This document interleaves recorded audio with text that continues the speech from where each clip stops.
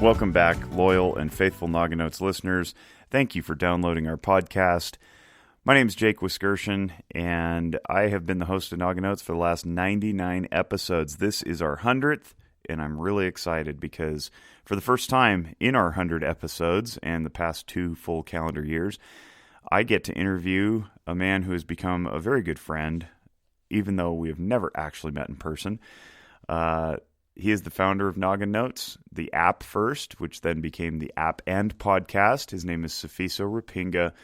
I am just overjoyed that we've hit this milestone. I don't know that we ever imagined that it would go this far, but now that it has, it's kind of like the sky's the limit. I think Sifiso really lets his heart shine and his passion comes through in this interview. He gets to share about how he came up with the idea and why it's important to him and his vision for what's next. So I'm not going to spoil it. Obviously, I'll let him do the talking, but it was really cool, and both of us got pretty emotional during the interview. As always, the podcast is brought to you by Zephyr Wellness, the company that I co-own with my co-owner in Reno and Sparks, Nevada. We provide outpatient mental health services to all people of all stripes. Check us out at zephyrwellness.org. And also, if you've never done so, I highly encourage you to check out Audible. If you go to audibletrial.com/Noggin Notes, you can get a free 30-day trial of Audible, which is chock full of all sorts of audio entertainment, mostly books. We think of audiobooks, right? But also there's news and new information and all sorts of comedy and various forms. So if you go to audibletrial.com/Noggin Notes, you can get your free 30-day trial, download a free audiobook, and keep it, even if you decide to cancel the trial. So check that out. Help us out while you're doing it. We appreciate them being a sponsor of the show. It's an honor to be affiliated with a company like Audible that's an Amazon subsidiary. Because they're affiliated with Amazon, their selection is truly unmatched. So check out audibletrial.com/Noggin Notes, sign yourself up for a free 30-day trial, help out our podcast, and get yourself some really cool content access. Without further delay, here is my interview with my partner and the founder of Noggin Notes, Sifiso Ripinga. Enjoy. Well, this is a special episode because we have the founder and designer and brainchild of Noggin Notes on the Noggin Notes podcast for the very first time. He's been a little camera shy, or in this case, microphone shy. But his name is Sifiso Ripinga, and I have mentioned him before.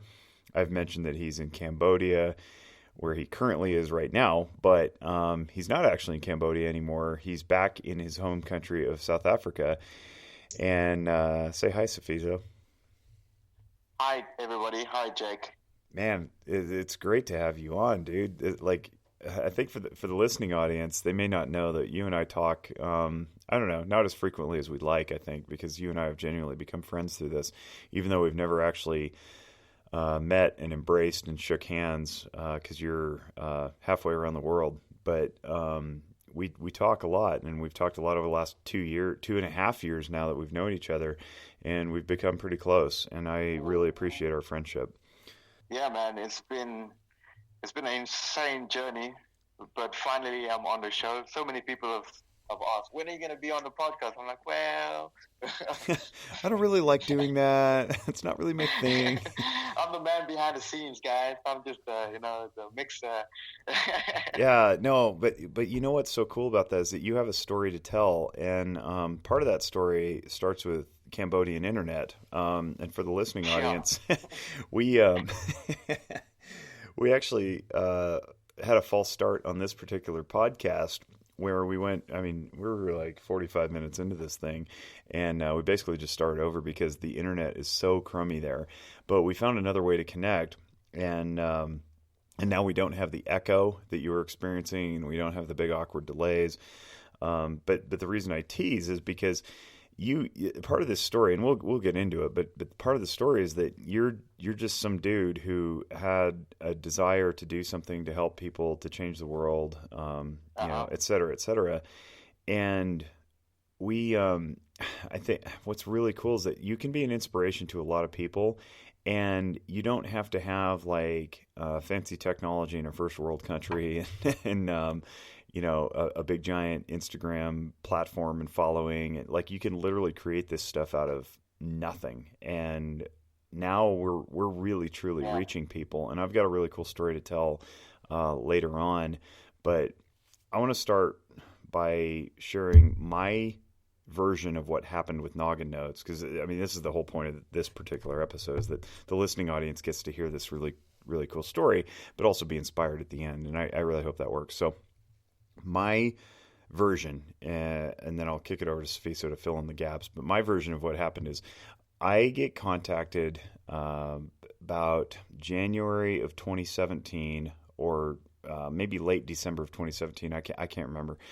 And I get this email that says, "Hey, I know your friend Lauren.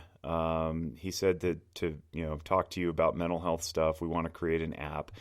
And my friend Lauren, his name's Lauren Stout, and we're fraternity brothers here in college at the University of Nevada in Reno, Nevada. He had given me a heads up. He's like, "Hey, my friend Sifiso might reach out to you." Okay, so Sifiso reaches out to me, but also on the thread is this guy named Tom Phillips. And Sifiso and Tom had created Noggin Notes, and I didn't know what it was. It was just a mental health app is all I knew.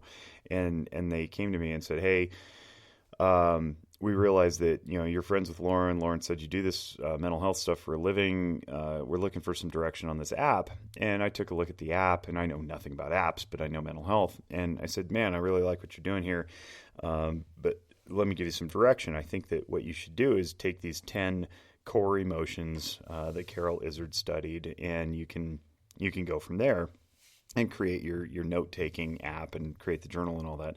So they liked that, and they said, "Yeah, this is great. Would you mind being a contributor?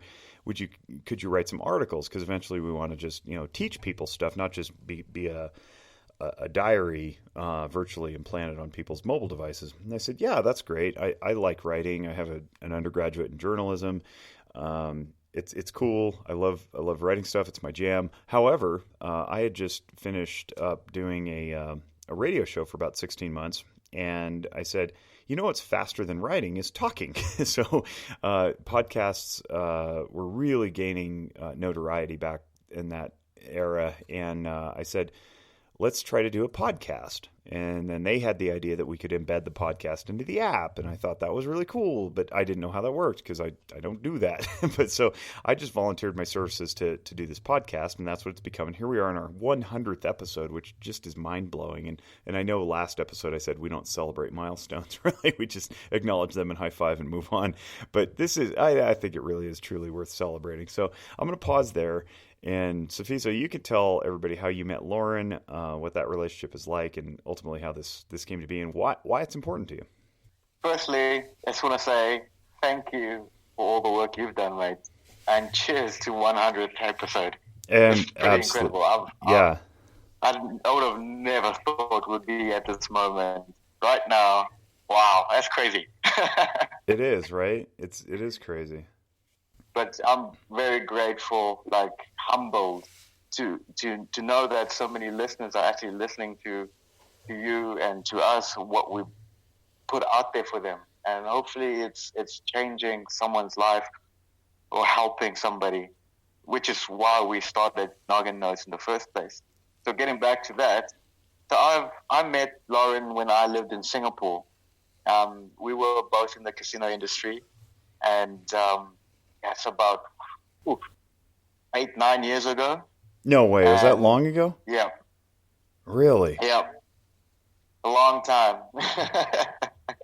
Wow. And Lauren joined a company we worked from, and I met him not even in Singapore or where he worked, in another Asian country where I was on a business trip called Laos.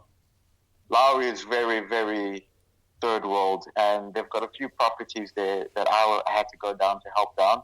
And Lauren was there on a sales mission, and we bumped into each other. He's like, "Hey, I'm the new sales guy." I'm like, "Hey, I'm the engineering guy." And our friendship blossomed from there. And skip a few years later, Lauren left the company and moved to Cambodia. And a year or so later, I decided to move from Singapore and come down to Cambodia. And yes, I know some of you might be thinking, why would you leave Singapore to go to Cambodia? It was a great opportunity, and it was something new and a new challenge for me. So I was really keen on doing it, and it turned out really well. That's cool. Yeah. And then during my stay in Cambodia, I met a great lad called Tom.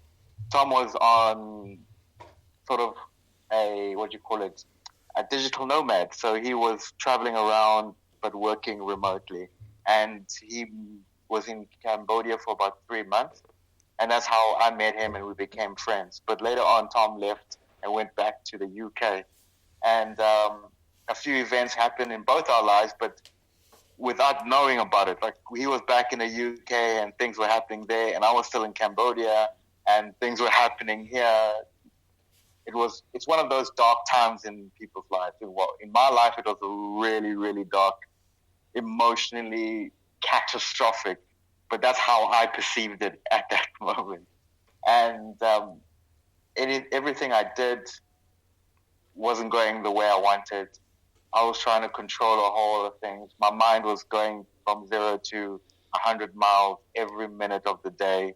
And I just didn't know what to do, what was going on, who to talk to. And I was randomly chatting with Tom, and Tom was going through, to say, identically the same thing. And we're like, isn't it weird that there's no platform out there that gives people opportunity to express themselves? Because you get times when you chat with friends or family and they get annoyed that you are saying the same thing over and over and over again. Which they don't understand is that your mind is trying to process, and the way our minds process is by bringing out the information out. And I know sometimes it's repetitive, but then we decided, hey, let's create our own platform for ourselves. And if someone downloads it and uses it, oh, awesome. That's a score for us. And that's where Noggin Notes was born. That's a really cool story, and I appreciate that. Tell me a little bit about how Lauren connected you with me, because I'm still a little bit confused on that. Okay, so when Noggin Notes was created, it didn't look like how it looks now. So it began with just a smiley face and a sad face. So obviously, when you're happy, you press the smiley face and you log down your happy thoughts. Why you're happy, what happened, the situation, and the same goes for the sad face. And Lauren picked it up. I was chatting to him and he said, hey, mate, a friend and I created a mental health app just to help with our emotions and thoughts. He's like, oh, that's cool. Actually, I've got a good friend in the States with Jake, which is you, and you guys should actually chat. I think you guys would hit it off really, really well. And I was like, oh, awesome. Okay, sweet. I'll make it happen, and I'll give a chat to Jake and see what goes on. And the most magical thing happened. Because myself, Tom was in Wales, I was in Cambodia, Jake was in the States, in Nevada, and we were all on this Skype call, and it was like we were meant to be together. And I was like, Jake, dude, you need to come on our team. We need you, mate. I remember that, and it simultaneously feels like it was so long ago, and yet just yesterday. And I agree with you. Like, there was such good energy around all of that man, and looking back on that time in my life, it was honestly like it was strange. There was a lot going on. There was a lot developing, and I was kind of in this like just say yes to everything mode, as long as it seems to, as long as it's not like, illegal or immoral or unbiblical, and so it just seemed to resonate, and we were like, we don't want to make money. We just want to help people, and that's basically where we're at. And I'm struggling. I teach people to communicate for a living, and here I am struggling to find words to put to this, because magic. You use the word magical, and it really is magical, spiritual, divine. I think divine is probably the best word to say. Is it like it was divine connection that we've gotten to where we are now. So, I think that's a good synopsis. So, I mean, since then, if you've been a